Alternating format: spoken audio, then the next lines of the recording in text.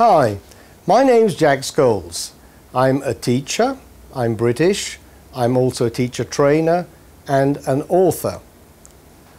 I'd like to spend just a few minutes with you briefly explaining the fantastic range of new graded readers from Helbling Languages. This is the Helbling Languages 2011 catalogue. These readers range from starter to upper intermediate level, and they're very specially written for teenagers and young adults. They're divided, as you can probably see from the table here and from this page in the catalogue, into two different kinds, basically the red series and the blue series. The red series have various kinds of stories to cater for every kind of reader. For example, you have classics like this one, The Adventures of Huckleberry Finn.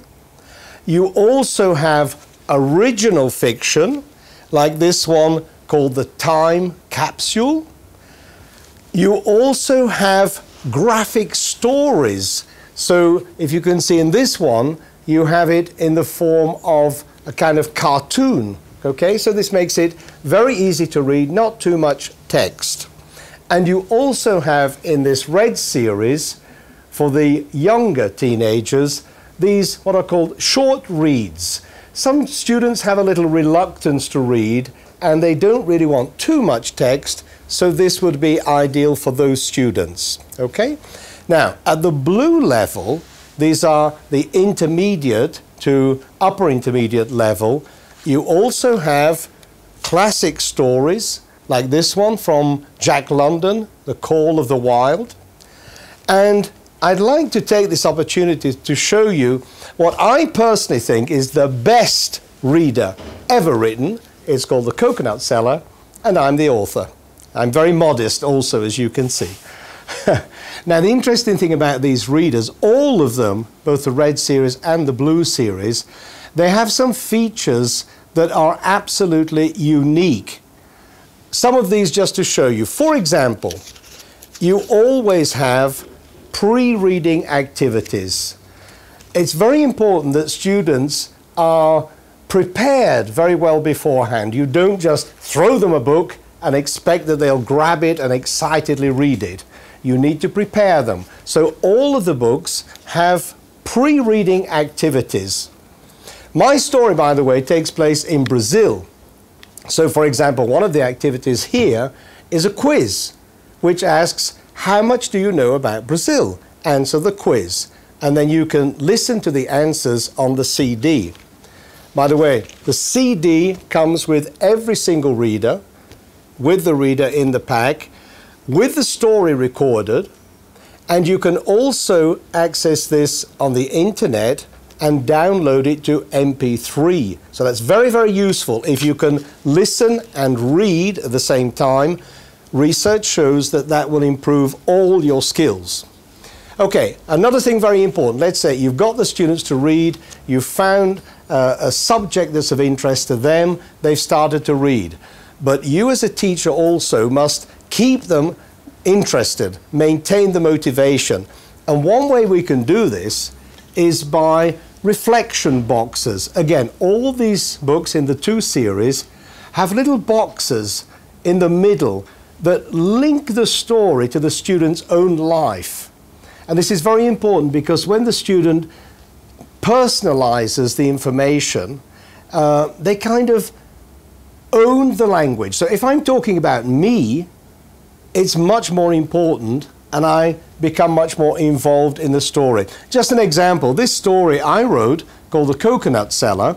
The Coconut Cellar is a boy who lives in Rio in a favela. He's very poor. And at a certain moment in his life, he has the chance to solve all his problems. But there's a catch, there's a problem. He has to do something which is wrong. And there's the dilemma. So in the reflection box, the question asks, what would you do if you were Bruno? In other words, these are principles which are very important. The difference between right and wrong. Can the end justify the means? Okay? Other examples are a very simple day-to-day relevant kind of subject, which is the girl in the story is very often at the beginning bad-tempered. She argues with her father, like many teenagers. So again, reflection box in the middle of the story asks the student about bad moods. And it says, do you get into a bad mood? When do you get into a bad mood? Why? Who do you take it out on? What do you do about it? Etc. Okay? So you have during reading activities, and then at the end, which is very important, after reading activities. But the after reading activities, which have all been prepared for you, are a variety. For example, you have comprehension, but the comprehension is not just simple answer the questions to see if you understood the story. What I wrote here, for example, that I particularly like, says the following: write a 150-word summary of the story, but deliberately include 3 incorrect pieces of information, and then exchange that with your partner. So you know the information is correct, but you have to find out which 3 pieces of information are incorrect.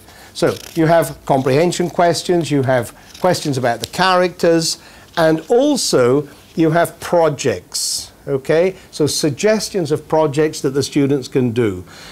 There's a lot of information on the internet, for example, about the projects. There are links on the internet to the project. And also on the internet, this is very, very important for teachers.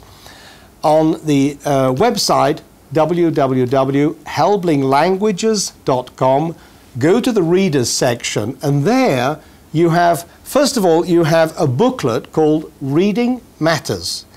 And this booklet will give you all the information you need, all the advice you need, lots of very practical advice on how you can start using readers with your students. It's free, by the way. All of this information on the internet, on the Helbling website, is free.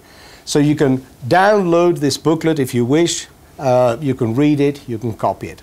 Okay? And on the internet you also have lots of extra information which is again free. You have worksheets for each of the stories, you have things like speech bubbles that you can take from the internet, download, photocopy, give to your students, all for free. And this all comes with this series of graded readers from Helbling Languages. Okay? Reading can be real fun. Reading should be a pleasure, and I hope your students and you will enjoy reading these wonderful graded readers from Helbling Languages. Thank you very much.